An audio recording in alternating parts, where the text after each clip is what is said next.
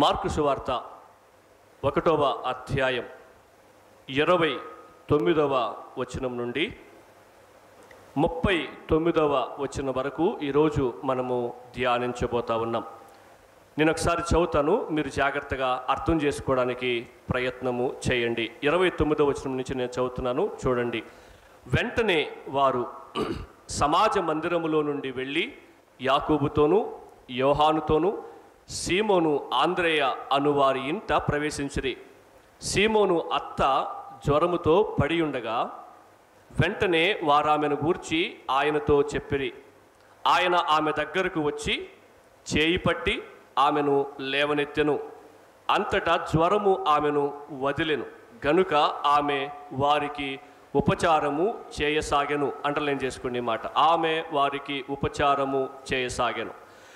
తర్వాత సాయంకాలమున ప్రొద్దుగుంకినప్పుడు జనులు సకల రోగులను దయ్యములు పట్టిన వారిని ఆయన యొద్దకు తీసుకొని వచ్చిరి. పట్టణమంతయు ఆ ఇంట వాకిట కూడి ఉండెను. ఆయన నానా విధ రోగముల చేత పీడింపబడిన అనేకులను స్వస్థపరిచి అనేకమైన దయ్యములను వెళ్ళగొట్టెను. అవి తన్ను ఎరిగి ఉండినందున, అండర్లైన్ చేసుకోండి, అవి తన్ను ఎరిగి ఉండినందున ఆయన ఆ దయ్యములను మాటలాడనీయలేదు. ఆయన పెందల కడనే లేచి ఇంకను చాలా చీకటి ఉండగానే బయలుదేరి అరణ్య ప్రదేశమునకు వెళ్ళి అక్కడ ప్రార్థన చేయుచుండెను. సీమోనును అతనితో కూడా నున్నవారును ఆయనను వెదకుచూ వెళ్ళి ఆయనను కనుగొని అందరూ నిన్ను వెదకుచున్నారని ఆయనతో చెప్పగా ఆయన, ఇతర సమీప గ్రామములలోనూ నేను ప్రకటించినట్లు వెళ్ళుదము రండి, ఇందు నిమిత్తమే కదా నేను బయలుదేరి వచ్చి తిని, అండర్లైన్ చేసుకోండి, ఇందు నిమిత్తమే కదా నేను బయలుదేరి వచ్చి తిని అని వారితో చెప్పాను. ఆయన గలిలయ అందంతటా వారి సమాజ మందిరములలో ప్రకటించుచు దయ్యములను వెళ్ళగొట్టుచు ఉండెను. దేవుడు తన పరిశుద్ధ వాక్యము ఈ దినము మనకు ఎన్నో పాఠములను నేర్పునుగాక. రైట్, ఈ 29వ వచనం నుండి 39వ వచనం వరకు మనం నేర్చుకోబోతున్న ప్రాముఖ్యమైన పాఠం ఏంటంటే, యేసే నిజమైన రక్షకుడు. యేసు మాత్రమే నిజమైన రక్షకుడు. ఈ 29వ వచనం నుంచి 39వ వచనం వరకు మనము 3 భాగాలుగా విభజించి ఆ వాక్యాన్ని మనము నేర్చుకుంటాం. మొదటి భాగం ఏంటంటే యేసు ప్రభు యొక్క ప్రభావం. యేసు ప్రభు నిజమైన రక్షకుడు ఎలా అయ్యాడు అంటే ఆయన ప్రభావాన్ని బట్టి యేసు ప్రభు యొక్క ప్రభావాన్ని మనం చూస్తాం. 29వ వచనం నుంచి 34వ వచనం వరకు యేసు ప్రభు యొక్క ప్రభావాన్ని చూస్తాం. 29 నుండి 34 వరకు. రెండవ పాయింట్ ఏంటంటే యేసు ప్రభు యొక్క ప్రార్థన.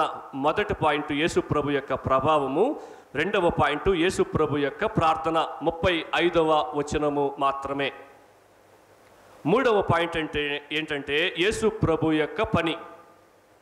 యేసు ప్రభు యొక్క ప్రభావము, యేసు ప్రభు యొక్క ప్రార్థన, యేసు ప్రభు యొక్క పని. 36 నుంచి 39 వరకు ఇవి ఈ ప్యాసేజ్ యొక్క విభజన. యేసే నిజమైన రక్షకుడు అని మనం ఈరోజు వినబోతున్నాం.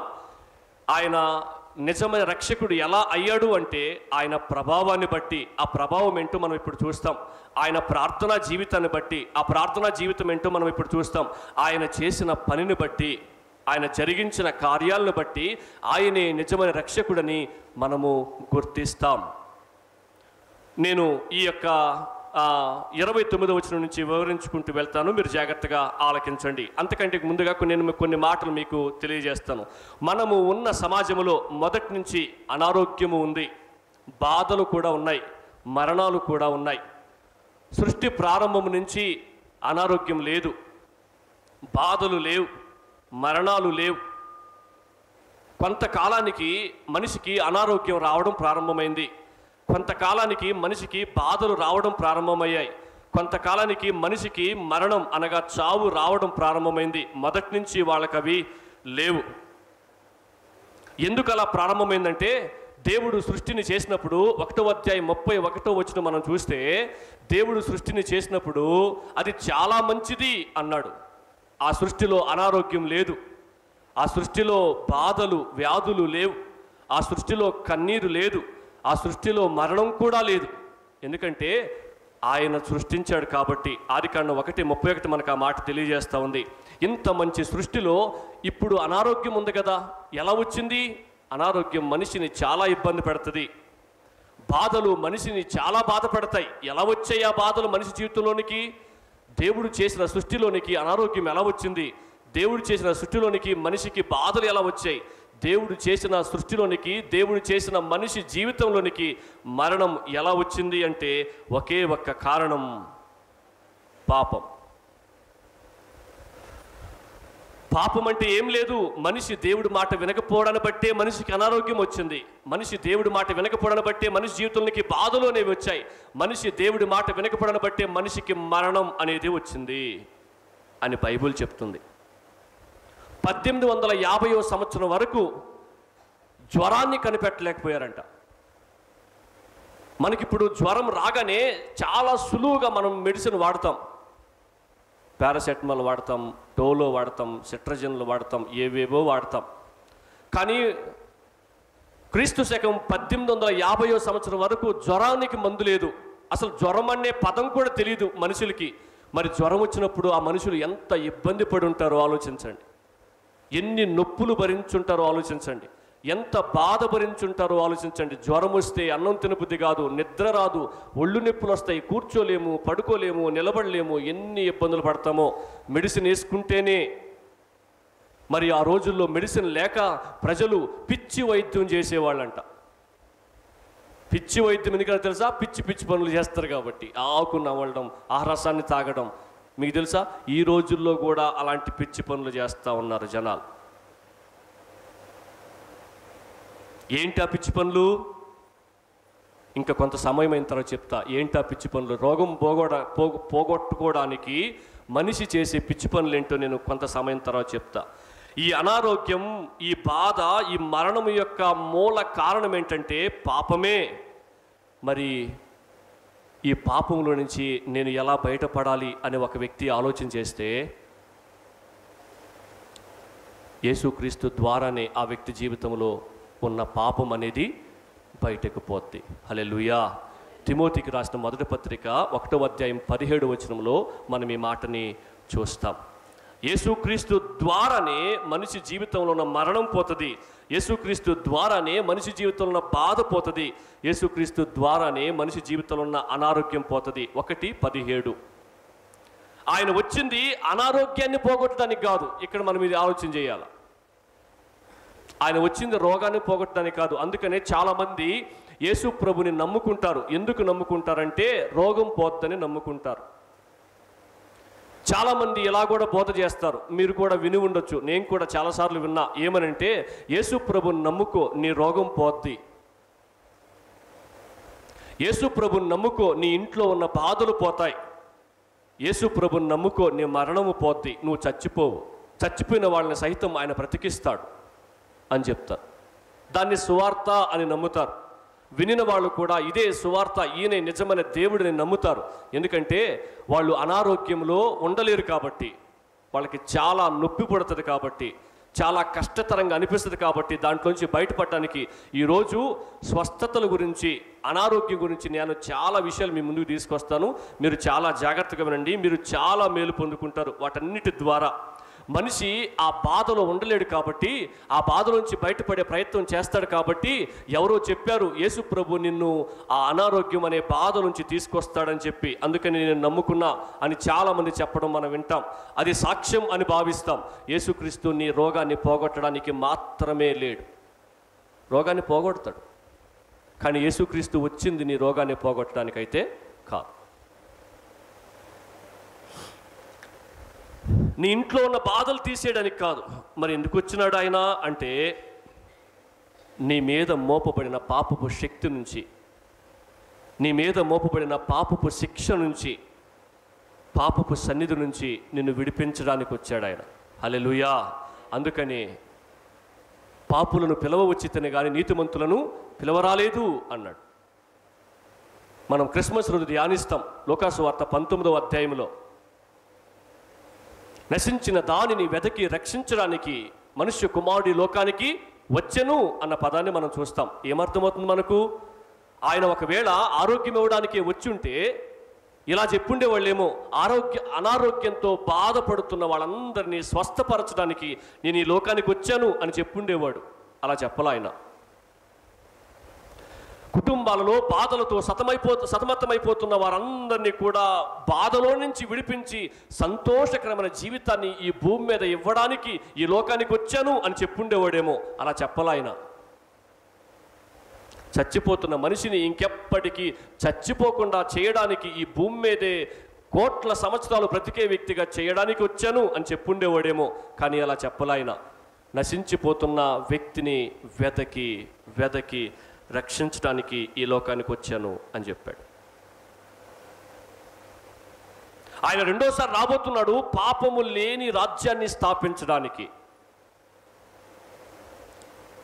రెండోసారి రాబోతున్నాడు పాపము లేని రాజ్యాన్ని స్థాపించడానికి. ఆ రాజ్యం ఎలా ఉంటుందంటే, ఆదికాండం 1వ అధ్యాయం 2వ అధ్యాయంలో ఎలాంటి లోకమైతే ఉందో, ఆదికాండం 1వ అధ్యాయం 2వ అధ్యాయంలో పాపానికి స్థానం లేదు, పాపము లేదు. అలాంటి లోకాన్ని దేవుడు ప్రారంభించడానికి మరలా రాబోతా ఉన్నాడు. ఇటువంటి అనారోగ్యంతో బాధపడుతున్నవారు, ఇటువంటి బాధలతో సతమతమవుతున్నవారు, మరణ భయానికి దేనికైనా మనిషి ఒకవేళ భయపడకపోవచ్చేమో కానీ చావుకు మాత్రం ఖచ్చితంగా ప్రతి ఒక్కరు భయపడతారు. అటువంటి మరణ భయంతో భయపడుతున్న ప్రతి మనిషిని విడిపించడానికి యేసుప్రభు ఈ లోకానికి వచ్చి కొన్ని పనులను జరిగించాడు. వాటిలో కొన్నిటిని మాత్రమే మనం ఈరోజు చూడబోతా ఉన్నాం. మనం మొదట చదివేశాం, మరలా చదవడానికి మనకు అవకాశం లేదు కాబట్టి నేను వాటిని వివరించుకుంటూ వెళ్తాను. చూడండి, మొట్టమొదటి అంశాన్ని మనం ఏర్పాటు చేసుకున్నాం. గుర్తుందా మీకు? యేసుప్రభు యొక్క ప్రభావం. యేసుప్రభు యొక్క ప్రభావంలో మనం 2 విషయాలు అక్కడ చూస్తున్నాం. 29 నుంచి 34 వచ్చిన వరకు మనం చూస్తే అక్కడ 3 భాగాలు ఉన్నట్లుగా మనం చూస్తాం. 29, 30, 31 వచ్చిన వరకు ఒక భాగం పారాగ్రాఫ్ ఉంది, మీరు చూడొచ్చు. 32, 33, 34 ఒక భాగం. అంటే మొదటి అంశాన్ని మనం 2 భాగాలుగా విభజించి నేర్చుకోబోతా ఉన్నాం అని అర్థం. మొదటి భాగం పేరేంటంటే పేతురు అత్తను స్వస్థపరచుట. ఏంటి? పేతురు అత్తను స్వస్థపరచుట. రెండో భాగం ఏంటంటే నానావిధ రోగాలతో బాధపడుతున్న వారిని కూడా స్వస్థపరచుట. 32 నుంచి 34 వరకు మనం అది చూస్తాం. నానా విధమైన రోగాలతో బాధపడుతున్న వారిని యేసుప్రభు స్వస్థపరిచాడు. మొదటిది మనం ఇప్పుడు చూస్తాం. నేను చాలా విషయాలు చెప్పాలి కాబట్టి కొద్దిగా స్పీడ్గా వెళ్తున్నా. దయచేసి మీరు వాక్యాన్ని చాలా ఎక్కువ శాతం మనసు పెట్టి నేర్చుకోవడానికి ప్రయత్నం చేయండి. పేతురు అత్తని స్వస్థపరిచేటప్పుడు ఏం జరిగింది అనేది మనం దేవుని వాక్యంలో చూడబోతా ఉన్నాం. దేవుడు పేతురు అత్తని స్వస్థపరిచాడు. 29వ వచనం చూస్తే, వెంటనే వారు సమాజ మందిరములో నుండి వెళ్ళి పేతురు వాళ్ళ ఇంట్లోకి వెళ్ళారు. అంటే 12 గంటలు అయిపోయింది, ప్రార్థన అయిపోయింది. ప్రార్థన అయిపోయిన తర్వాత ఏం చేశారు? పేతురు వాళ్ళ ఇంటికి వెళ్ళారు అని అర్థం. మధ్యాహ్నం 12 గంటల సమయంలో సుమారుగా ప్రార్థన అయిన వెంటనే సమాజ మందిరంలో నుంచి పేతురు వాళ్ళ ఇంటికి వెళ్ళారు. సీమోను, ఆంద్రేయ అనే వాళ్ళ ఇంట్లోనికి వెళ్ళారు. వెళ్ళిన వెంటనే అక్కడ వాళ్ళకి ఏమి ఎదురైందంటే 30వ వచనం చూస్తే, సీమోను అత్త జ్వరంతో బాధపడుతుంది. సీమోను అత్త దేంతో బాధపడుతుంది? జ్వరంతో బాధపడుతుంది. అప్పుడు దేవుడు ఆమెని స్వస్థపరిచాడు అనేది మనం చూడబోతా ఉన్నాం. ఇక్కడ నేను కొన్ని విషయాలు మీకు గుర్తు చేస్తాను. పేతురికి అత్త ఉందంటే అర్థం ఏంటి? భార్య ఉంది అని అర్థం. భార్య ఉంటేనే కదా అత్త వస్తుంది. మొట్టమొదటిగా దీంట్లో మనం ఏం నేర్చుకోవాలంటే, భార్య ఉంది అంటే అర్థం ఏంటి? పేతురికి పెళ్ళయింది అని అర్థం. అంతేనా? దాంట్లో మనం ఏం నేర్చుకోబోతున్నాం తెలుసా? నేను మీకు ఎందుకు ఈ ఉదాహరణ చెప్పాను తెలుసా? చాలామంది రోమన్ క్యాథలిక్ మినిస్ట్రీ వాళ్ళు, అంటే సముద్ర పొట్టున మరియమ్మని కొలిచే క్రైస్తవులు చాలామంది ఉన్నారు. వాళ్ళు ఎవ్వరు కూడా పెళ్లి చేసుకోరు. వాళ్ళు కన్యకలుగా మిగిలిపోతారు. పురుషులైనా కానీ స్త్రీలైనా కానీ వాళ్ళు పెళ్లి చేసుకోకుండానే, వివాహం చేసుకోకుండానే వాళ్ళ జీవితాన్ని ముగిస్తారు. వాళ్ళందరికీ ఒక అధికారి ఉంటాడు. అధికారి అంటే ఎవరంటే పోప్ అని పిలువబడతాడు ఆయన. ఇప్పటికీ పోప్ అని ఆయన ఉన్నాడు. అంటే క్రైస్తవ మొత్తానికి అధికారి ఆయన. మనకు అధికారి కాదులేండి, కానీ క్రైస్తవ మొత్తానికి ఆయన ప్రభుత్వం తరపున అధికారి అని భావిస్తారు. క్రైస్తవయానికి మొదటి పోపు ఎవరంటే ఈ పేతురు. మొదటి పోపుకి ఏమైంది? పెళ్ళయింది. మరి నువ్వు చేసుకోవడానికే? ఈ రోజుల్లో పెళ్లి చేసుకోకూడదు అనే పిచ్చోళ్ళు ఎక్కువైపోయారు. నేను చాలా ఉదాహరణలు చెప్పగలను, దీనికి సమయం లేదు కాబట్టి నేను ముందుకెళ్ళిపోతా ఉన్నా. మీరు చాలామందిని గమనించవచ్చు, నేను పెళ్లి చేసుకోకుండా దేవుడికి సమర్పించేసుకొని దేవుడి సేవ చేసేస్తాను అని చెప్పి. పెళ్లి చేసుకోకపోతే నువ్వు మీ ఇంటికే పనికిరావు, దేవుడికి ఏం పనికి వస్తావు? దేవుని పని చేయాల్సిన అర్హతలు కొన్ని ఉన్నాయి బైబిల్లో. వీళ్ళు బైబిల్ చదవరు, అందుకనే వాళ్ళకి దేవుని పని చేసే వ్యక్తుల యొక్క అర్హతలు తెలియవు. దేవుని పని చేసే ప్రతి ఒక్క వ్యక్తికి, అది స్త్రీలు కానీ పురుషులు కానీ, ప్రతి ఒక్క వ్యక్తికి కుటుంబం అనేది చాలా ముఖ్యం అని బైబిల్ చెప్తుంది. నా కుటుంబమే వద్దు, నేను దేవుడి పని చేసేస్తాంటే ఎట్లా? చాలామంది 45 సంవత్సరాలు దాటిన తర్వాత తీవ్రమైన అనారోగ్యానికి, దీన్ని ఏమంటారు, మెంటల్లీ ఇంబ్యాలెన్స్ అంటారు, దాన్ని ఏమంటారు తెలుగులో, మతి స్థిమితం కోల్పోవడానికి, స్థిరంగా ఒక చోట ఉండలేకపోవడానికి, ఒక దాని గురించి పట్టించుకోలేకపోవడానికి కారణాలు తెలుసా? కుటుంబం లేదంట.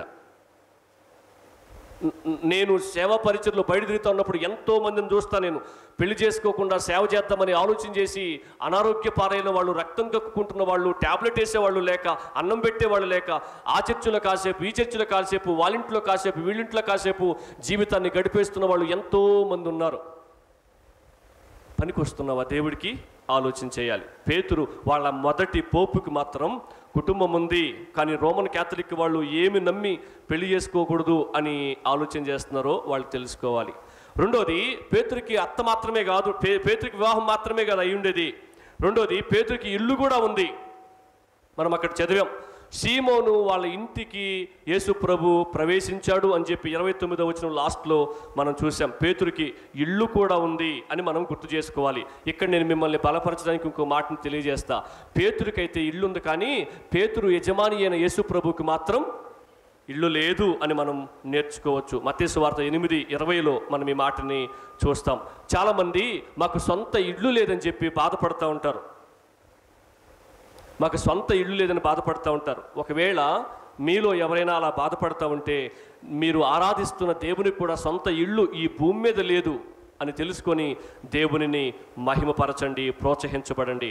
ఒకవేళ దేవుడు మీకు సొంత ఇల్లు ఇచ్చి ఉన్నట్లయితే ఆ ఇంటిని బట్టి గర్వించొద్దు అని నేర్చుకోండి.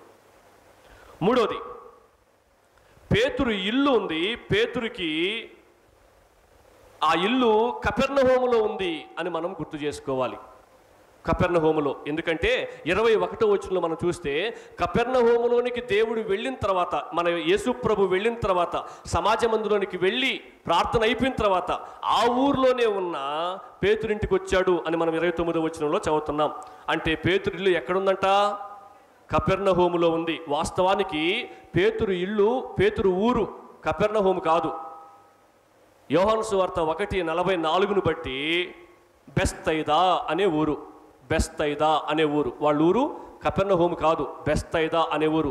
మరి కపెర్నహూములోకి ఎట్టొచ్చాడినా అంటే, యేసు ప్రభు సేవా స్థావరం అంటే హెడ్ ఆఫీస్, కేంద్రం కపెర్నహూముని చేసుకొని అక్కడి నుంచి సేవ చేయడం స్టార్ట్ చేశాడు యేసు ప్రభు.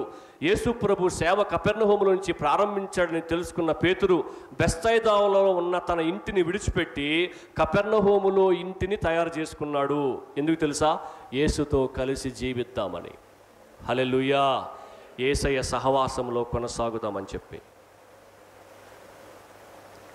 యేసు ప్రభు ఎక్కడికి వెళితే అక్కడికి ఈయన వెళ్ళడానికి కపెర్నహూములో యేసు ప్రభు సేవ ప్రారంభించాడు కాబట్టి కపెర్నహూములోనికి తన మకాం మార్చేశాడు. తన ఊరిని యేసు ప్రభు కోసం విడిచిపెట్టి వచ్చేశాడు. ఇంకా మనం చూస్తే పేతురికి వివాహమైంది, పేతురికి భార్య ఉంది, పేతురికి అత్త కూడా ఉంది. భార్య ఉంటే అత్త కూడా ఉంటుంది కదా అంటారా? అయితే ఆ అత్త జ్వరంతో బాధపడుతూ ఉంది. ఇక్కడ మనం ఇంకో పాఠం నేర్చుకోవచ్చు. పేతురింట్లో పిల్లనిచ్చిన అత్త ఏం చేస్తుంది? అని ఆలోచన చేయొచ్చు. ఈ రోజుల్లో తల్లిదండ్రులను కూడా పట్టించుకొని వాళ్ళు ఉన్నారు. అత్తామామలను పట్టించుకునే వాళ్ళు కోడళ్ళు అల్లుళ్ళు ఉంటారా? ఉండరు. కన్నోళ్ళనే పట్టించుకోకపోతే అత్తామామల్ని ఎలా పట్టించుకుంటారు?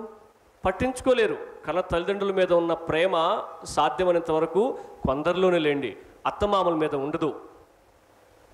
కానీ ఈ పేతురు గారు మాత్రం తన అత్తని తన సొంత ఇంటిలోనే పెట్టుకున్నట్లుగా మనం చూస్తూ ఉన్నాం. అత్త మీద ఎంత ప్రేమో మనోడికి, అవునా? మన భారతీయ చట్టం కూడా చెప్తున్న విషయం ఏంటంటే, ఆమె అత్త కాదు, ఆయన మామ కాదు, ఫాదర్ ఇన్ లా అంటాం, మదర్ ఇన్ లా అంటాం. నీ కన్న తల్లితో సమానం, నిన్ను కన్న తండ్రితో సమానం అని గుర్తించాలి. ఈ రోజుల్లో కోడళ్ళు కానీ, ఈ రోజుల్లో అల్లుళ్ళు కానీ తన అత్తమామల్ని తల్లిదండ్రులుగా భావిస్తే ఆ కుటుంబాలు ఎంత బాగుంటాయో ఆలోచన చేయండి. కానీ పేతురు గారు మాత్రం తన అత్తని తన ఇంటిలోనే ఏర్పాటు చేసుకున్నాడు. ఏర్పాటు చేసుకోవడం మాత్రమే కాకుండా తన అత్తకి తీవ్రమైన జ్వరం వచ్చినట్లుగా కూడా మనం చూస్తాం. లూకాసు వార్త 4వ అధ్యాయంలో మనం చూస్తే హై ఫీవర్ అని రాయబడి ఉంటుంది. హై ఫీవర్ అంటే సుమారు 103 దాటేసిందేమో టెంపరేచర్. అంత తీవ్రమైన జ్వరంతో బాధపడతా ఉంది ఆమె. అటువంటి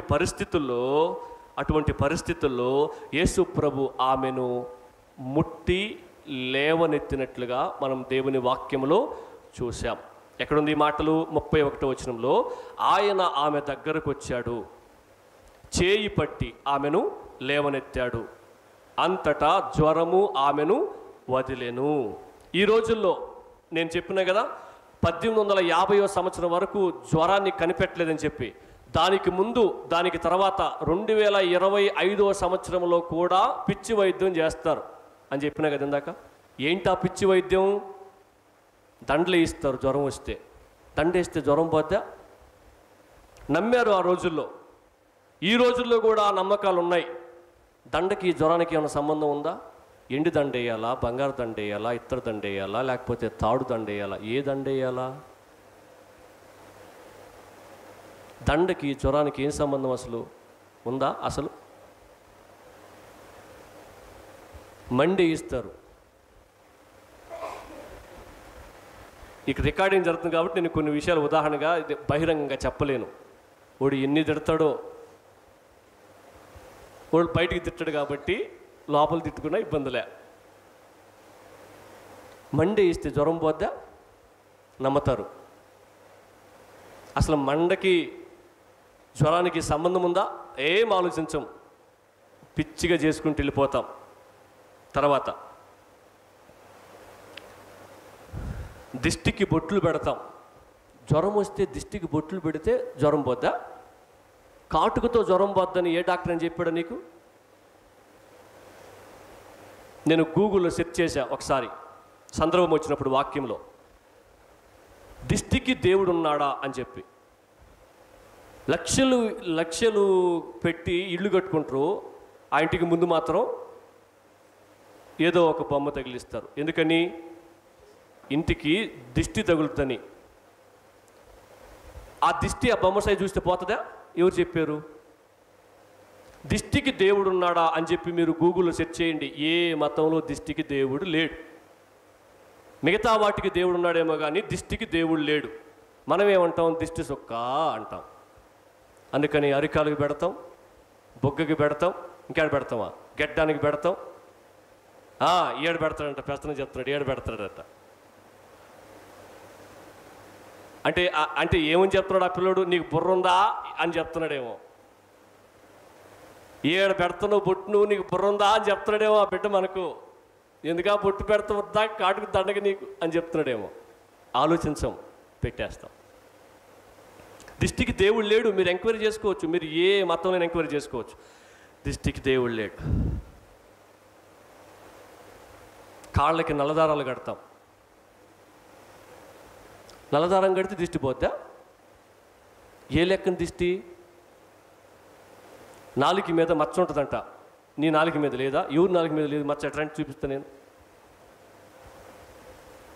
ఒక పున్ను ప్రత్యేకంగా ఉంటుందంట. అది ఆ పుణ్య ఎట్లుంటుందో, ఆ పుణ్య ఎవరు చేసినారు? ఆ పొన్నున్నోళ్ళకంట ఏది చెప్తే అది అయిపోద్దంట. అబ్బా వాళ్ళని పిలిచి ఈ ఊరంతా బాగుపడమని చెప్పి ఒక మాట చెప్పింది చాలు. ప్రతి ఉన్నోళ్ళ అకౌంట్లో ప్రతి ఈ ఊర్లో ఉన్న 80 ఏళ్లలో ఒక్కొక్కరు అకౌంట్లో ₹1 కోటి పడాలని చెప్పి అనమని చెప్పోల్ని. అందుకనే వాటిని మూఢ నమ్మకాలు అన్నారు, మూఢ ఆచారాలు అన్నారు. కానీ ఇక్కడ పేతురు అత్తకి జ్వరం వచ్చినప్పుడు ఆ పేతురు ఇంట్లో ఇవన్నీ జరగలా. నేటి దినాల్లో యేసు ప్రభుని నమ్ముకున్న వారి కుటుంబాల్లో కూడా ఇవి జరుగుతున్నాయి. ఇంతకుముందు సీటాక్ కట్టేవాళ్ళు ఇప్పుడు బైబిల్లో ఉన్న ఒక వాక్యం తెల్ల పేపర్ మీద రాసి సించి మొలక కడుతున్నారు. రెండో ఒకటే.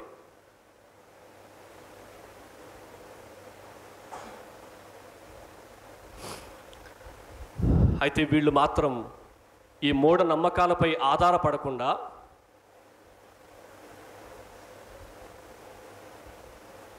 నాకు గుర్తుంది బాగా అది.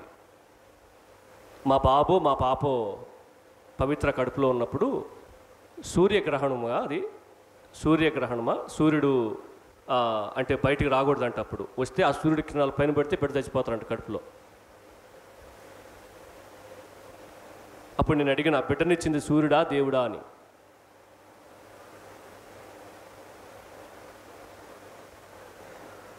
బిడ్డనిచ్చేది దేవుడు, సూర్యుడు కాదు. ఈ నమ్మకం ఎవరిది?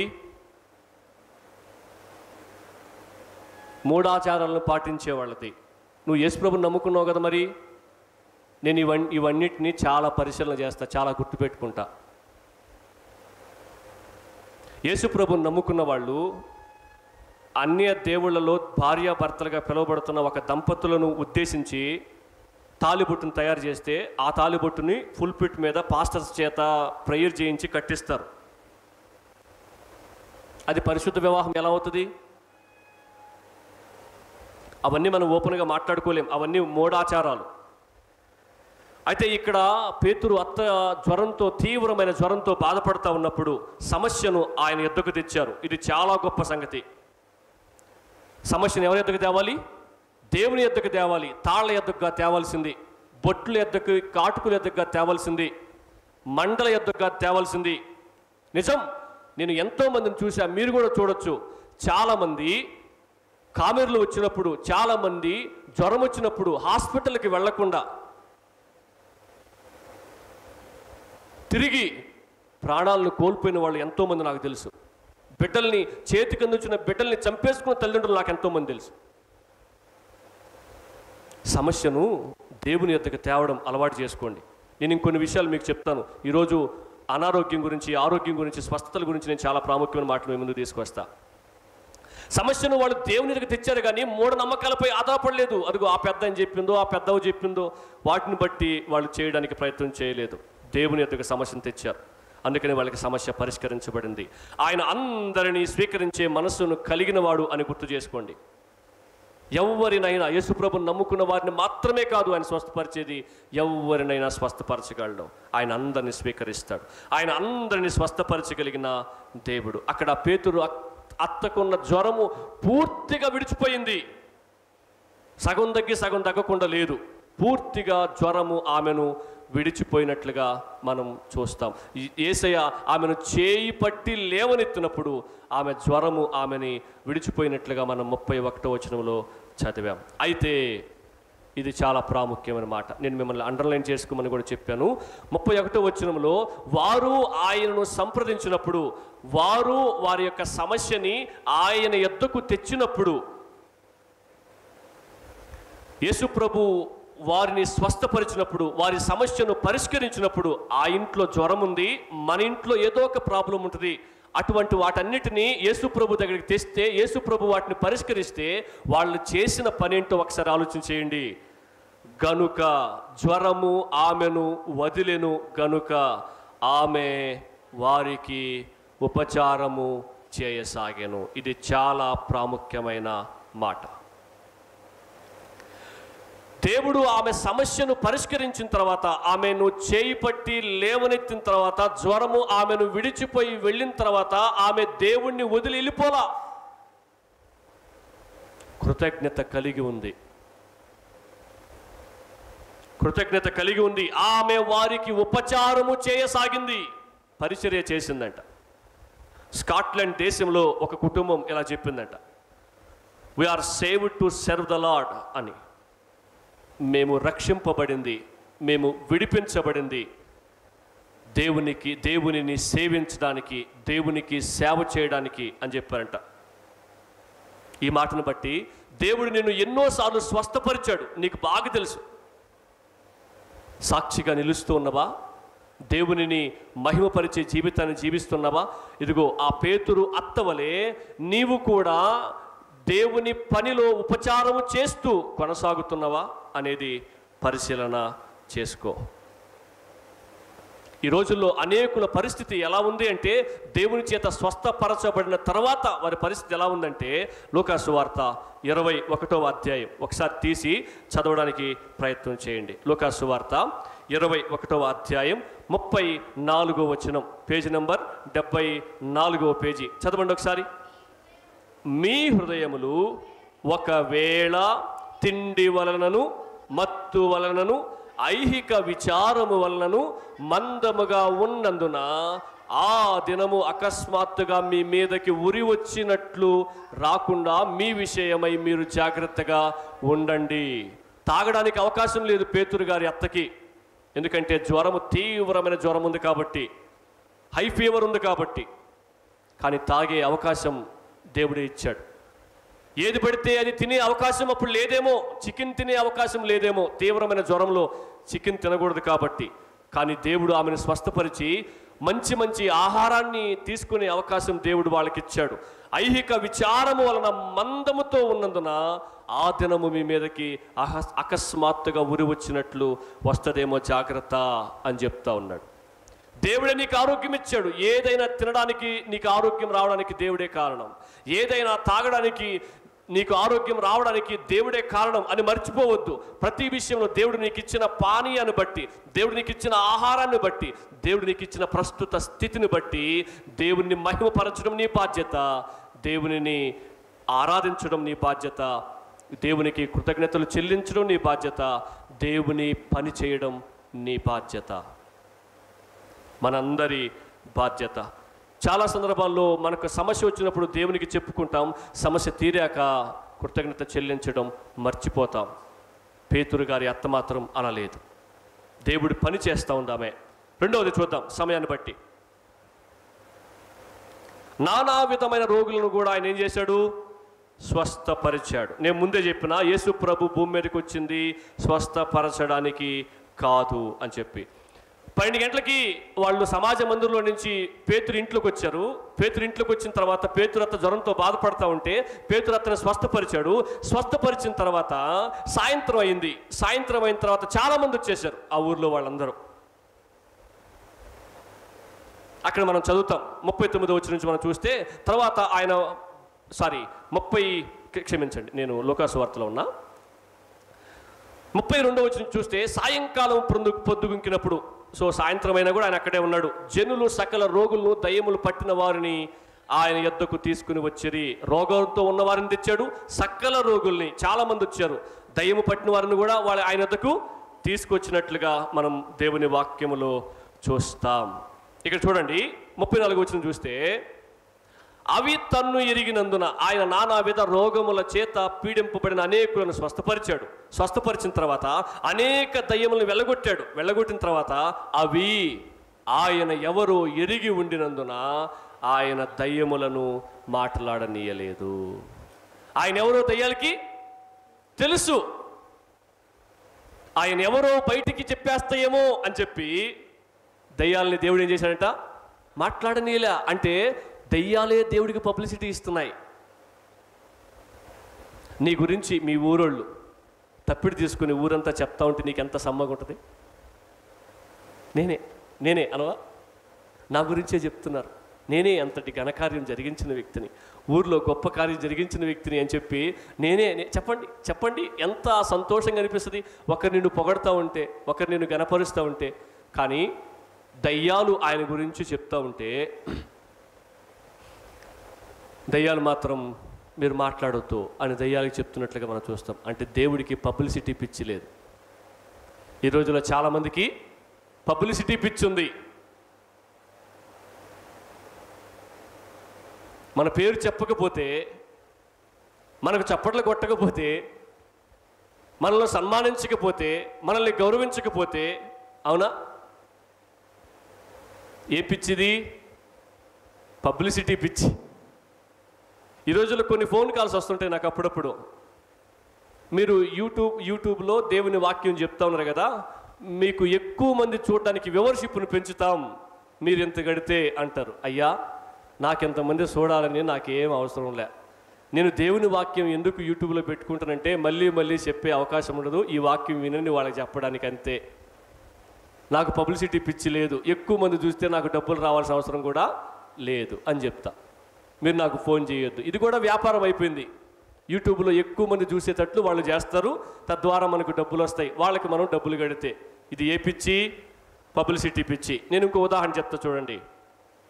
ఊరు పేరు చెప్పను కానీ ఈ మధ్య నాకు ఒకరు ఫోన్ చేశారు, ఒక ప్రాంతం నుంచి, కడప జిల్లా వైపు ఫోన్ చేస్తే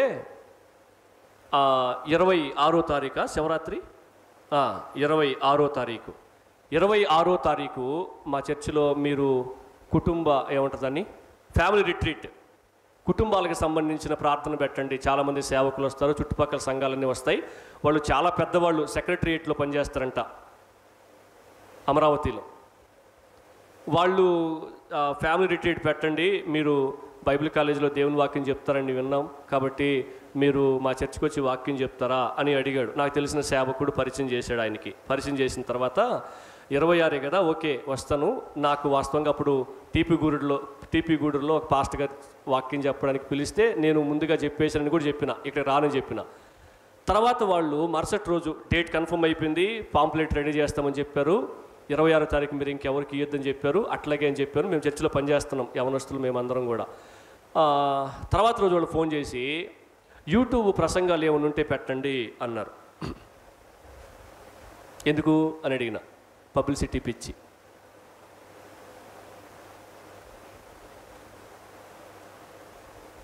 వాళ్ళకి యూట్యూబ్ ప్రసంగికులే కావాలంటే పాపులర్ సేవకులు కావాలా, బహుబలంగా వాడబడుతున్న దైవ సేవకులు, 9 ఆత్మవరాలు కలిగిన ప్రపంచ సువార్థికులు, వీళ్ళు కావాలి. వాళ్ళకి సెలబ్రిటీ పాస్టర్స్ కావాలా. సత్యవాక్యాన్ని విభజించి చెప్పే సేవకులు అవసరం లేదు. వెంటనే నేనేమన్నానంటే యూట్యూబ్లో ఉన్నాయి కానీ మీకు పెట్టను అని చెప్పిన. 26వ తారీఖు పిలుచుకుంటే దేవుని వాక్యాన్ని కుటుంబ ఆశీర్వాదం కోసం బలంగా చెప్తా, యూట్యూబ్ ప్రసంగాలు వినే మేము ఫైనల్ చేస్తామంటే 26వ తారీఖు క్యాన్సిల్ చేసేసుకోండి మీరు అని చెప్పిన. ఎందుకు? ఎవరికి ఏ మనిషికి కూడా పబ్లిసిటీ పిచ్చి ఉండకూడదు. నా పేరు చెప్పాలా, నన్ను గుర్తించాలా, నన్ను గౌరవించాలా, నన్ను పట్టించుకోవాలా, నాకే సప్పట్లు కొట్టాలా, ఇంకెవరికి కొట్టకూడదు, నన్నే గౌరవించాలా, ఈ పిచ్చి ఉండకూడదు. ఇది అపవాది పిచ్చి, సాతాను పిచ్చి. పరలోకం నుంచి అతడు త్రోయబడిందే ఈ కారణం చేతే. గుర్తుపెట్టుకోండి, ఎవరికైనా ఈ పబ్లిసిటీ పిచ్చి ఉందంటే వాళ్ళు సాతాను సంబంధులు అని గుర్తుపెట్టుకోండి. కానీ ఇక్కడ యేసుప్రభుకి పబ్లిసిటీ పిచ్చి లేదు. దయ్యాలు ఆయన ఎవరో చెప్పడానికి ప్రయత్నం చేస్తూ ఉంటే ఇక్కడ చదివే మనం, ఆయన అవి తన్ను ఎరిగి ఉండినందున ఆయన ఆ దయ్యములను మాటలాడనీయలేదు అని మనం చూస్తాం. ఇంకొన్ని విషయాలు నేను మీకు త్వరగా పరిచయం చేసే ప్రయత్నం చేస్తా. యేసు ప్రభు ఒక వ్యక్తిని స్వస్థపరిచిన విధానాన్ని నేను మీకు తెలియజేస్తా. చదువుతాను చూడండి, 33వ వచనం చూడండి. పట్నమంతయు ఆ ఇంట వాకిట కూడి ఉండెను. ఆయన నానా విధ రోగముల చేత పీడింపబడిన అనేకులను స్వస్థపరిచి. యేసు ప్రభు మనిషిని స్వస్థపరిచే విధానం ఏంటంటే ఆయన మాటతో స్వస్థపరిచాడు కొన్ని సందర్భాల్లో, ఆయన తన చేతితో ముట్టి స్వస్థపరిచాడు కొన్ని సందర్భాల్లో. పేతురు అత్తను కూడా చేయి పట్టి లేవనెత్తినట్లుగా మనం చూసాం. తర్వాత తక్షణమే స్వస్థపరిచినట్లుగా మనం చూసాం. పేతురు అత్తకు కూడా జ్వరం పూర్తిగా వెళ్ళిపోయింది, రవంతు కూడా ఒంట్లో లేదు, కనీసం ఒళ్ళు నొప్పులు కీళ్ళు నొప్పులు కూడా లేవానికి. అంత బాగా సంపూర్ణంగా స్వస్థపరచబడింది. అంటే తక్షణమే స్వస్థపరచబడింది. ఈ రోజుల్లో స్వస్థత కోసం ప్రార్థన చేస్తాం అని చెప్పి ఏ ప్రార్థనకి ఎంత రేటు కడుతున్నారు చాలామంది, మీరు చూడొచ్చు. నీకు జ్వరం పోవాలంటే ఇదిగో ఇంత డబ్బులు కట్టాలా, మీకు షుగర్ పోవాలంటే ఇంత డబ్బులు కట్టాలా, చాలామంది ఉన్నారు. ఇంకొక మాట ముందడిగేసి మనం చూడొచ్చు. ఏంటి తెలుసా? మీకున్న ఈ రోగం పోవాలి అంటే మీరు అక్కడికి రండి. ఎన్ని వారాలు రావాలంటే 7 వారాలు రండి అని చెప్పేవాళ్ళు కూడా ఉన్నారు. మీరు ఎప్పుడైనా వినలేదా? నేనైతే చాలాసార్లు విన్నా. మా చర్చికి రండి, మీ రోగం పోద్ది అని చెప్పేవాళ్ళు ఉన్నారు. మా చర్చికి 7 వారాలు రండి, 5 వారాలు రండి, ఏం తినకుండా రండి.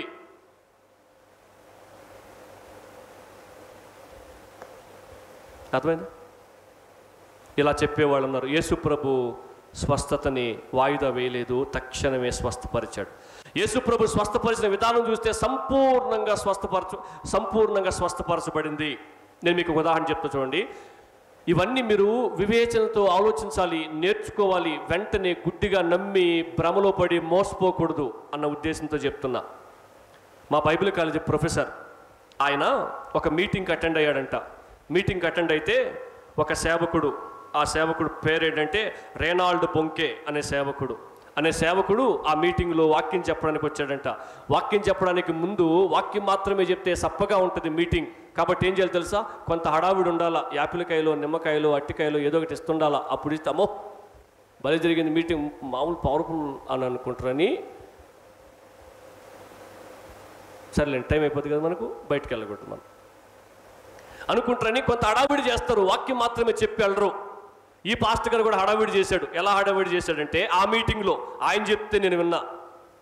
ఎలా హడావిడి చేశాడంటే, ఒక వ్యక్తికి కళ్ళు సరిగ్గా కనపడవంట. ఆయన ఏమనుకున్నాడు అంటే పుట్టుగుడ్డివాడు అని అనుకున్నాడు. పుట్టుగుడ్డివాడు అనుకుంటే అతన్ని స్టేజ్ మీదకి పిలిచాడు, ప్రార్థన చేశాడు, స్వస్థత వచ్చేసిందని ఆయన చెప్పాడు. స్వస్థత వచ్చేసిందని భావించాడు. ఇప్పుడు నీకు కనబడుతున్నాయా అని చెప్పి ఆ కర్చీఫ్ దూరంగా పెట్టి చూపిస్తే బాగా కనిపిస్తుందని చెప్పాడు. ఈ పిల్లోడు వెళ్ళిపోయాడు. వెళ్ళిపోయిన తర్వాత బెంగళూరులో కూడా మీటింగ్ పెట్టాడంట. మీటింగ్ పెడితే ఈ పిల్లోడు ఫోటోతో సహా వేశారంట. ఆ యొక్క పాంప్లెట్లో ఫోటోతో సహా వేసి ఆ పుట్టుగుట్టి వాడిని స్వస్థపరిచిన సేవకుడు అని చెప్పి పాంప్లెట్లు వేశారంట. ఎందుకు? పబ్లిసిటీ. అమ్మా, పుట్టుగుట్టుని పాస్టర్ గారు స్వస్థపరిచాడంటే మామూలు శక్తి లేదు అనుకుంటున్నాను. అనిపిస్తుందా మీకు? నేను కూడా ఒకప్పుడు అట్టు అనుకున్నా అని. స్వస్థపరిచేది దేవుడు అని మర్చిపోయారు జనాలు చాలామంది. అసలు సంగతికి వస్తా. అప్పుడు ఈ పాస్టర్ గారు ఏం చేశాడంటే, ఎవరైతే కళ్ళు బాగైపోయినాయి, నాకు ఆ కచ్చి బాగా కనిపిస్తుంది ఇప్పుడు, ఒకప్పుడు కనిపించేది కాదు అని ఆ తమ్ముడు చెప్పాడు ఆ స్టేజ్ మీద. ఆ పాస్టర్ గారు వాళ్ళ ఇంటికి నేరుగా వెళ్ళాడంట. నేరుగా వెళ్ళి, నీకు నిజంగా కళ్ళు ఇప్పుడు బాగా కనిపిస్తున్నాయా అంటే, ఏడ కనిపిస్తున్నాయే అని అన్నట్టు.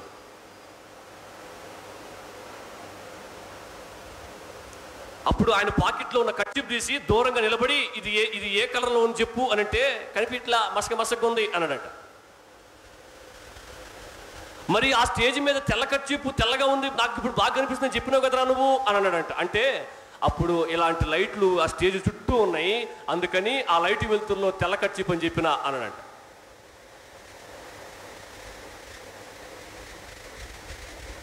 మీరు విఆర్సి మీకు బాగా పరిచయం, విఆర్సి దగ్గరికి వెళ్ళండి, అప్పుడప్పుడు మీటింగ్స్ పెడతారు. ఇప్పుడు తగ్గినాయిలేండి, సత్యవాక్యం బాగా ప్రజల్లోకి వెళ్తున్నసరికి ఇటువంటి మోసగాళ్ళు తగ్గినారు. అప్పుడప్పుడు ఇంతకుముందు అయితే మీటింగ్స్ బాగా జరిగేవి. అప్పుడు ఇదిగో ఇలాంటి ఎన్ని చూసేవాళ్ళమో. నేను కూడా చాలా సమర్పించేసుకున్నాలే. మీరు ఎవరైనా స్టేజ్ మీదకి వెళ్ళి స్వస్థపరచబడ్డాను అన్నప్పుడు నేరుగా కొంత ఆలస్యమైనా మీరు వాళ్ళ ఇంటికి వెళ్ళిపోండి. మీటింగ్ అయిపోయిన తర్వాత నువ్వు స్టేజ్ మీద చెప్పేది నిజమేనా అని వాళ్ళని ఎంక్వైరీ చేయండి. ఖచ్చితంగా అబద్ధమై ఉంటుంది. ఎందుకు? చాలామంది స్వస్థత ప్రార్థనలు చేస్తూ స్వస్థత వరం కలిగిన వాళ్ళమని చెప్పుకుంటూ దేవుని వాక్యాన్ని పక్కన పెడతా ఉన్నారు. దేవుని వాక్యాన్ని విస్మరిస్తే దేవుడు వారితో పని చేయడు. ప్రజలకు ఏం కావాలా? వారి అనారోగ్యం పోవాలా? వారిని అడిగాడంట, అరే మరి ఆడ నాకు కనిపిస్తుందని చెప్పినావు కదరా, ఎందుకు అట్లా నువ్వు మోసం చేసుకునే మాటలు చెప్పినావు, నాకు కనిపించలేని చెప్పి ఉండొచ్చు కదరా నువ్వు అని అడిగితే ఆ పిల్లోడు అన్నాడంట, ఏమని తెలుసా?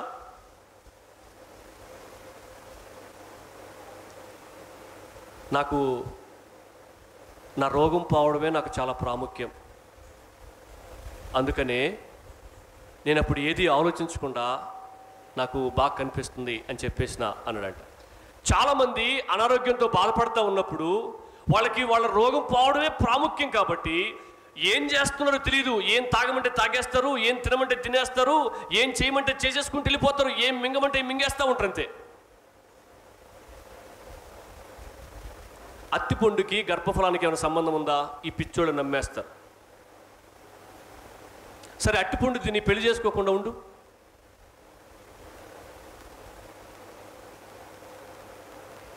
అట్టిపండుకి గర్భఫలానికి ఏం సంబంధం ఉంది అసలు? అట్టిపండు ఇస్తే తినేస్తారు, నిలవన యాప్లికాయ ఇస్తే తినేస్తారు. ఆ యాప్లికాయ ఆడ బండి మీద అమ్మేదే.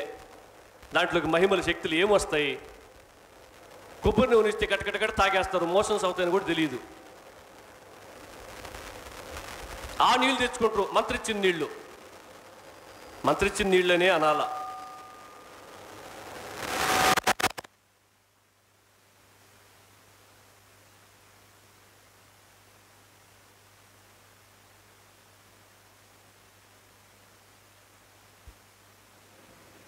ప్రజలు దేవుని వాక్యాన్ని నమ్మడానికంటే ముందుగా ఇలాంటివి చాలా సులువుగా నమ్మేస్తారు, చాలా సులువుగా ఆకర్షితులైపోతారు. చాలా సులువుగా, ఆలస్యం కూడా చేయబడలే. వాళ్ళు ఎంత గట్టిగా నమ్ముతారంటే గడ్డ వణికే చల్లోనైనా పోతారు. చీకటితో 3 గంటలకు రావాలి నువ్వు అంటే. మిట్ట మధ్యాహ్నం కాలిపోతానే ఎండలు నిలబడతారంతే, ఎక్కడ మిస్ అయిపోతామో ముందు అని. వడ్డీలు తెచ్చైనా కట్టేస్తారు పని అవ్వాలని.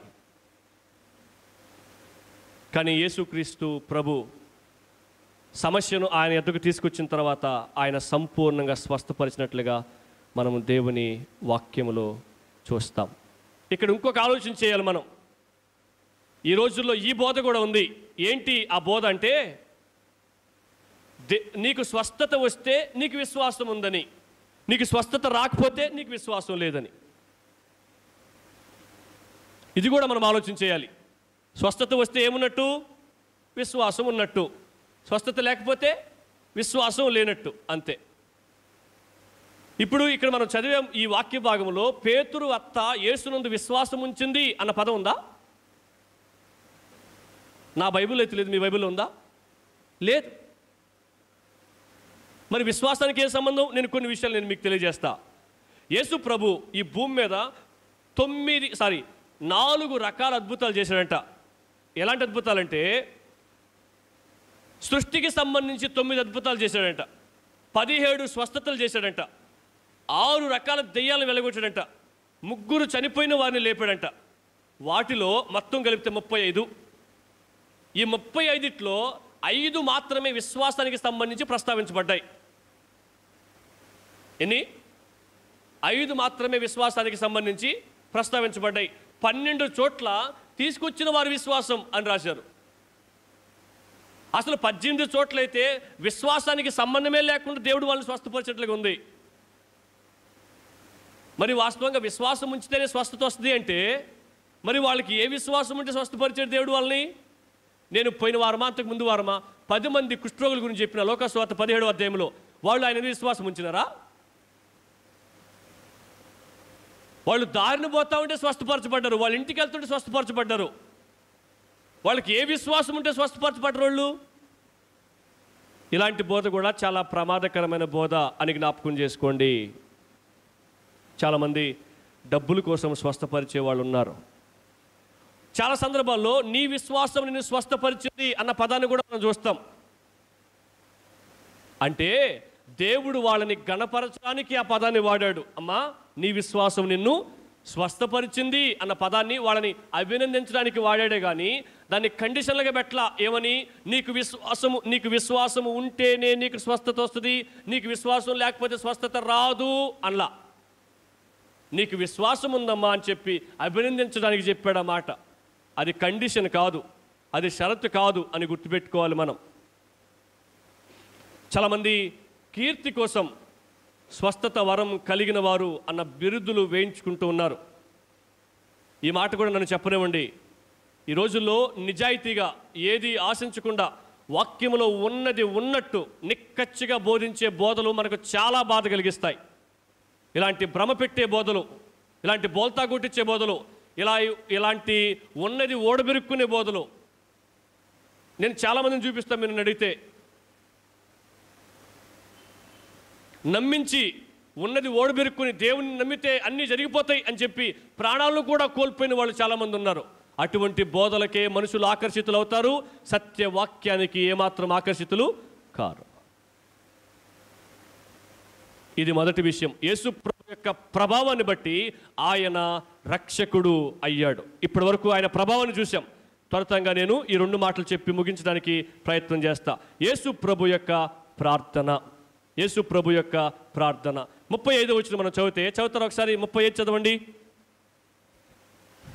ఆయన పెందల కడనే లేచి. పెందల కడనే లేచి అంటే మీరు త్వరగా చెప్తే బాగుంటుంది. పొద్దున్నే లేచి. మీరు ఎట్లా నిద్ర లేస్తారు? నేను చాలా సందర్భాలు గుర్తు చేసుకున్నా. ఇంతకుముందు హైందవ మతంలో ఉన్న వారిని టీవీల్లో చూపిస్తూ ఉన్నప్పుడు వాళ్ళు చీకటితో లేచి స్నానం చేసి చెట్టు చుట్టూ తిరిగి అన్ని పనులు చేసేసేవాళ్ళు. సూర్యుడు ఉదయించేలోపు సహోదరులు ఇంట్లో పనులు ఆల్మోస్ట్ కంప్లీట్ చేసేవాళ్ళు. ఈ రోజుల్లో సూర్యుడు వచ్చి ఎండనెత్తినబడినా కూడా దుప్పటి కూడా తెలియటంలే. మిమ్మల్ని కాదులే, మీరు బాగా చేస్తారు ఇంట్లో అన్ని పనులు కొందరు. నేను దుప్పటి మడతేయకపోతే పాస్ట్కి ఎందుకంత అని అనేవు. నిన్ను అనలా నేను. మడతేయాల పద్ధతి ఉంది. యేసుక్రీస్తు మీరు ముందు రోజు చూశారు, చాలా బిజీగా ఉన్నాడు. ఎంతోమంది రోగంతో వచ్చిన వారిని స్వస్థపరిచారు, ఎంతోమంది దయ్యాలు పట్టిన వాళ్ళని వెళ్ళగొట్టాడు. చాలా బిజీగా ఉన్నాడు.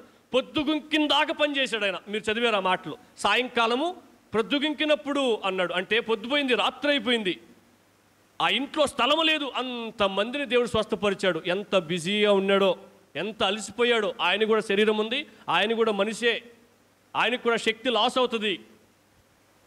ఎంత బిజీగా ఉన్నాడో. రాత్రి బాగా అలసిపోయి నిద్రపోవాలి కదా, మరి పెందల కడనే లేచేశాడు. దీన్ని బట్టి ముస్లిం సహోదరులు మనం అభినందించవచ్చు. మీకు తెలుసా, ఈ భూమి మీద త్వరగా నిద్ర లేచే వాళ్ళు ఎవరైనా ఉన్నారంటే ముస్లిం సహోదరులే. ఎందుకు తెలుసా?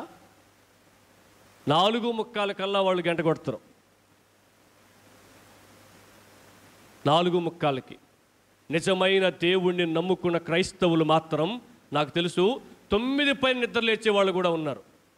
9 గంటల పైన కూడా నిద్ర లేచేవాళ్ళు. ఆరోగ్యం బాగాలేనప్పుడు, లేట్ నైట్ నిద్రపోయినప్పుడు ఒకరోజు అటు ఇటు అవుతుంది, కానీ రోజు అట్టవదు. రోజు అట్టయిందంటే నీకు దేవుడంటే భయం లేదు, దేవుడంటే భక్తి లేదు, దేవుని పద్ధతుల్లో నువ్వు ఏమంటారంటే నడవట్లేదు అని అర్థం. దేవుడే మాదిరిని ఇక్కడ చూపాడేంటి తెలుసా? పెందల కడనే లేచి. తర్వాత ఇంకో పదం కూడా ఉంది, ఇంకను చాలా చీకటి ఉండగానే. అంటే అర్థమేంటి? పొద్దుంది అంటాం మన భాషలో. సూర్యుడు ఇంకా ఉన్నాడు, అస్తమించలా. ఇంకా సూర్యుడు ఇంకా ఉండగానే ఏం చేస్తున్నాడంట? ఎంతమంది వెంబడిస్తున్నారు, ఎంతమంది మేము రోగంతో ఉన్నాం మమ్మల్ని బాగు చేయంటున్నారు, ఎంతమంది దెయ్యాలు పట్టిన వాళ్ళు వస్తున్నారు, ఎంతమంది చచ్చిపోయిన వాళ్ళని బాగు చేయమని చెప్తున్నారు. ఊర్లే ఆయన వెనక వస్తుంటే వాళ్ళందరినీ విడిచిపెట్టి అరణ్య ప్రదేశానికి వెళ్ళి అక్కడ ఏం చేస్తున్నాడంట? చూసారా దేవుడు ప్రార్థనకి ఎంత ప్రాధాన్యత ఇచ్చాడో. నేను కొన్ని మాటల ప్రార్థన గురించి నేను త్వరగా ముగించి చెప్పి ముందుకెళ్ళడానికి ప్రయత్నం చేస్తా. ఒక సేవకుడు, జాన్సన్ అనే సేవకుడు ఇలా అన్నాడు. ఏమన్నాడంటే, మనిషి పని చేసేటప్పుడు మనిషి మాత్రమే పని చేస్తాడు, కానీ మనిషి ప్రార్థించేటప్పుడు దేవుడు పని చేస్తాడు అన్నాడు. మన పనుల్లో చాలా ఓటములు, చాలా నిరుత్సాహాలు, చాలా నష్టాలు, ఓటములు రావడానికి ప్రాముఖ్యమైన కారణం ఏంటంటే మనమే పని చేస్తాం, పని దేవుడికి అప్పగించాం అని దాని అర్థం. మనిషి పని చేసేటప్పుడు ఆ మనిషే తంటాలు పడతాడు, మనిషి ప్రార్థిస్తే ఆ మనిషి స్థానంలో దేవుడు నిలబడి పనిచేస్తాడు అన్నాడు. చాలామంది సేవకులు ప్రార్థన గురించి చాలా గొప్ప విషయాలు చెప్పారు. పని ప్రారంభించడానికంటే ముందుగా జార్జ్ ముల్లర్ అనే సేవకుడు సుమారు 30,000 ప్రార్థనలకి పని కంటే ముందుగా జవాబు పొందేశాడట. స్టార్ట్ చేయాల, అప్పుడే అయిపోయినాయి పనులు, నెట్ అయిపోయినాయి, దేవుడు పని చేయడం ప్రారంభించాడు. దేవుడు ఎలా పని చేశాడు తెలుసా? ఆయన పని ప్రారంభించడానికంటే ముందుకు ఏం చేశాడు? ప్రార్థన చేశాడు. స్కాట్లాండ్ దేశంలో బ్లడీ మేరీ అని ఆమె పిలువబడుతూ ఉండేదంట. ఆమంట స్కాట్లాండ్ దేశంలో చాలామంది క్రైస్తవులను చంపేదంట. చాలామంది క్రైస్తవులను చంపిందంట. ఆమె అన్నమాట ఏంటి తెలుసా? 10,000 మంది సైనికులకు ఉన్నంత బలం ఒక్క జాన్ నాక్స్ అనే సేవకుడి ప్రార్థనకుంది అని చెప్పిందట. 10,000 మంది సైనికులకి, సోల్జర్స్, 10,000 మంది మిలిటరీ సైనికులు ఎంత గెట్టుకుంటారో, 10,000 మంది సైనికులకు ఉన్నంత బలం ఒక్క జాన్ నాక్స్ అనే సేవకుడి ప్రార్థనకుంది అని చెప్పిందండి. ఎందుకు తెలుసా? ఆయన చంపాలని ఎన్నోసార్లు ప్రయత్నం చేసింది, ఆమె కుదరలేదంట. ఆయన ప్రార్థన చేస్తే 10,000 మంది సైనికులంత బలం ఉంటుందంట. ఆమె చెప్తుంది, ఎంతోమంది క్రైస్తవులను చంపేసిన ఆమె. సో ప్రార్థనకి ఎంత విలువ ఉందో చూడండి. మరొక సేవకుడు ఏమన్నట్టు తెలుసా? మెల్లగా నడు, మృదువుగా మాట్లాడు, తీవ్రంగా ప్రార్థించు అని చెప్పాడు. ఏం చెప్పాడు? నిదానం నిదానం అన్నాడు. తర్వాత కోపగించుకోబాకు, కఠినంగా మాట్లాడబాకు, మృదువుగా మాట్లాడు, సాఫ్ట్గా ఉండు, సున్నితంగా మాట్లాడు, కానీ తీవ్రంగా ప్రార్థించు, చెమటలు కక్కేటట్లు ప్రార్థించు, రోషంతో ప్రార్థించు, ఆక్రోషంతో ప్రార్థించు అని చెప్పాడు. హడ్సన్ టైలర్ చైనాకి మిషనరీగా వెళ్ళాడు. భారతదేశానికి విలియం కేరీ ఎలాగైతే వచ్చాడో, తోమా ఎలాగైతే వచ్చాడో, హడ్సన్ టైలర్ అనే సేవకుడు చైనా దేశానికి అలా మిషనరీగా వెళ్ళాడు. ఆయన కొడుకు ఏమన్నాడు తెలుసా? నేను చాలా ప్రోత్సహించబడ్డా ఈ మాట చదివినప్పుడు. 40 సంవత్సరాలు నా తండ్రి మోకాళ్ళ మీద పడకుండా, 40 సంవత్సరాలు మా నాన్న మోకాళ్ళ మీద పడకుండా చైనా దేశంలో సూర్యుడు ఉదయించలేదు అన్నాడట. 40 సంవత్సరాలు.